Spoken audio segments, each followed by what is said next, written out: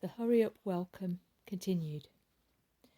A paid welcome wagon employee, usually a middle-aged lady, visits the newcomers, answers questions about the community, and leaves behind brochures and sometimes inexpensive gift certificates redeemable at local stores. Since it affects only relationships in the service category and is actually little more than a form of advertising, the welcome wagon's integrative impact is superficial. The process of linking up with new neighbours and friends is, however, often quite effectively accelerated by the presence of certain people, usually divorced or single older women, who play the role of informal integrator in the community. Such people are found in many established suburbs and housing developments. Their function has been described by urban sociologist Robert Gutman at Rutgers University, who notes that while the integrator herself is frequently isolated from the mainstream of social life in the community, she derives pleasure from serving as a bridge for newcomers. She takes the initiative by inviting them to parties and other gatherings. The newcomers are duly flattered that an old-time resident, in many communities old-time means 2 years, is willing to invite them. The newcomers, alas, quickly learn that the integrator is herself an outsider, whereupon, more often than not, they promptly disassociate themselves from her.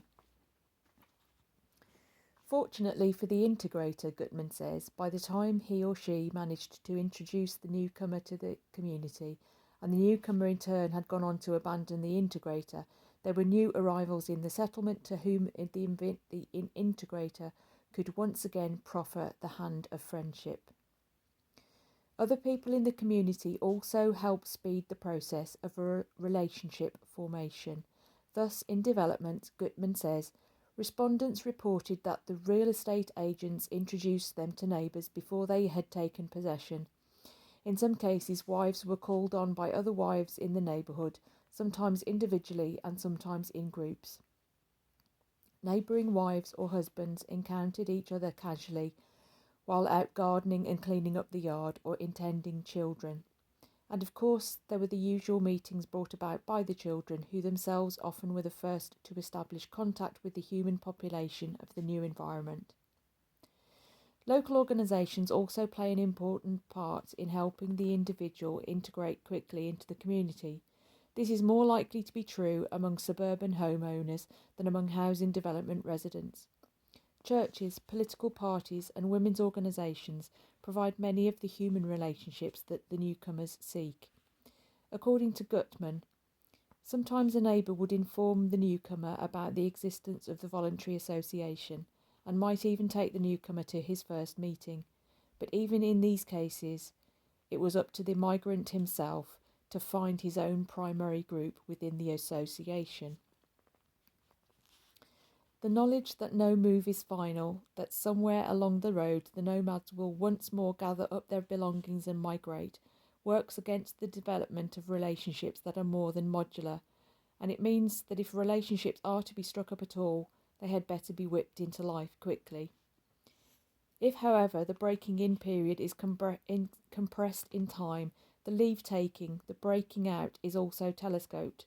This is particularly true of service relationships, which, being unidimensional, can be both initiated and terminated with dispatch. They come and they go, says the manager of a suburban food store. You miss them one day and then you learn they've moved to Dallas. Washington, D.C. retailers seldom have a chance to build long, enduring relationships with customers, observes a writer in Business Week. Different faces all the time, says a conductor on the New Haven commuter line. Even babies soon become aware of the transience of human ties. The nanny of the past has given way to the babysitting service, which sends out a different person each time to mind the children. And the same trend towards time-truncated relationships is reflected in the demise of the family doctor.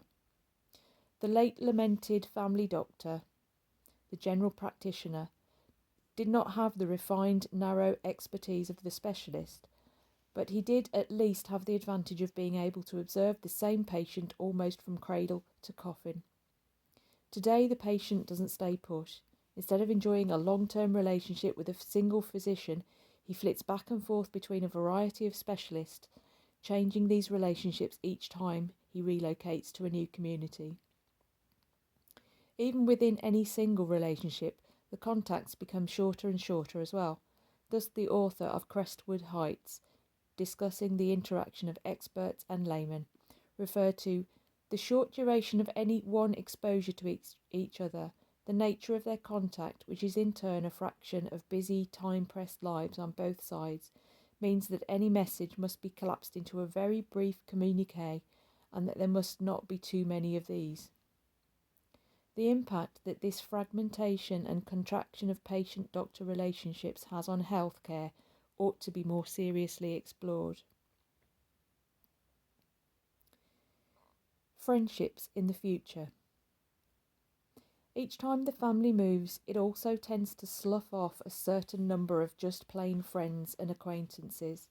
Left behind, they are eventually all but forgotten.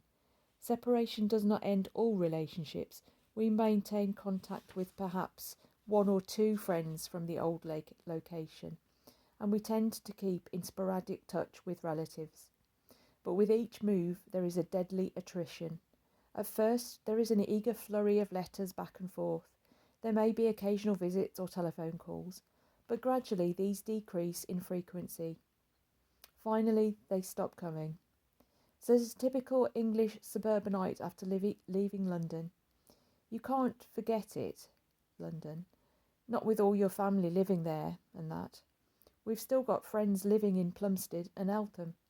We used to go back every weekend, but you just can't keep that up. John Barth has captured the sense of turnover among friendships in a passage from his novel, The Floating Opera. Our friends float past. We become involved with them, they float on, and we must rely on hearsay or lose track of them completely. They float back again, and we must either renew our friendship, catch up to date, or find that they and we don't comprehend each other anymore. The only fault in this is its unspoken suggestion that the current upon which friendships bob and float is lazy and meandering. The current today is picking up speed. Friendship is increasingly resembling a canoe shooting the rapids of the river of change. Pretty soon, says Professor Eli Ginsberg of Columbia University, an expert on manpower mobility, we're all going to be metropolitan type people in this country without ties or commitments to long-time friends and neighbours. In a brilliant paper on friendships in the future, psychologist Courtney Tall suggests that stability based on close relationships with a few people will be ineffective due to the high mobility, wide interest range and varying capacity for adaptation and change found among members of a highly automated society. Individuals will develop the ability to form close buddy-type relationships on the basis of common interests or subgroup affiliations, and to easily leave these friendships, moving either to another location and joining a similar interest group or to another interest group within the same location. Interests will change rapidly. This ability to form and then to drop or lower to the level of acquaintanceship, close relationships quickly, coupled with increased mobility, will result in any given individual forming many more friendships than is possible for most in the present. Friendship patterns of the majority in the future will provide for many satisfactions, while substituting many close relationships of shorter durability for the long-term friendships formed in the past.